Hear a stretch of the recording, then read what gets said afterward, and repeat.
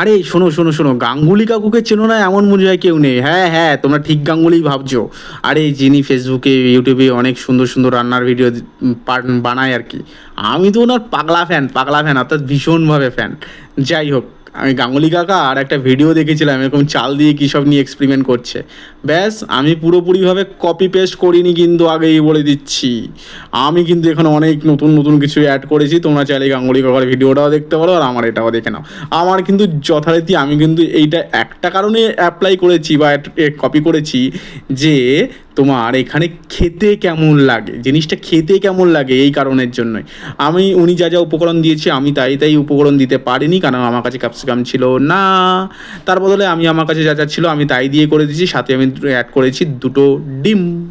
আর ব্যাস, এইভাবে আমি আমার নিজের মতো করে তৈরি করে ফেলেছি এই সুন্দর একটা সকালের একটা ব্রেকফাস্ট। হা হা হা।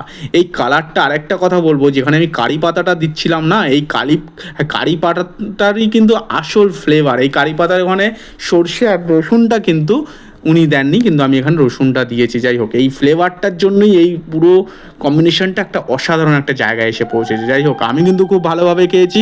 তোমাদের কার কার এটা দেখে ভালো লাগলো অবশ্যই জানিও। আর যারা যারা খাওনি তারা বাড়িতে এইরকম ভিডিওটা দেখে সুন্দর করে বানিয়ে ফেলো। সো দেরি কিসের জন্য করছো? আর দেখে লাভ নেই, আমি এবার খাইতে বসবো, এক্ষুনি বসবো। চলো, যারা ফেসবুকে দেখছো তারা কিন্তু অবশ্যই ভুল করবে না, একদম একদম ভুল করবে না ফলো করতে। আর যারা তোমরা ইউটিউবে দেখছো তারা কিন্তু অবশ্যই তোমরা কিন্তু সাবস্ক্রাইব। চলো, নেমে এসেছে পাতে, এবার হাতে খাবো গরম গরম, শৈল রইল আমার হাতে। চলো এবার তাহলে টাটা দিয়ে দিলাম কিন্তু, হ্যাঁ। আরে দেখবে আরেকটু দেখো, তাহলে দেখো ডেকোরেশনটা করে ফেলেছি, আমার খাওয়াটাও দেখবে, দেখেই নাও। অসাধারণ লেগেছে, বাস কোনো কথা হবে না। গাঙ্গুলি কাকু জিন্দাবাদ, আমি কিন্তু ওনার বড় ফ্যান। চলো, দেখা হচ্ছে নতুন ভিডিওতে নতুন কোনো আইটেম নিয়ে। ততক্ষণ সাথে থেকো, পাশে থেকো, আর অনেক অনেক ভালোবাসা দিও। টাটা।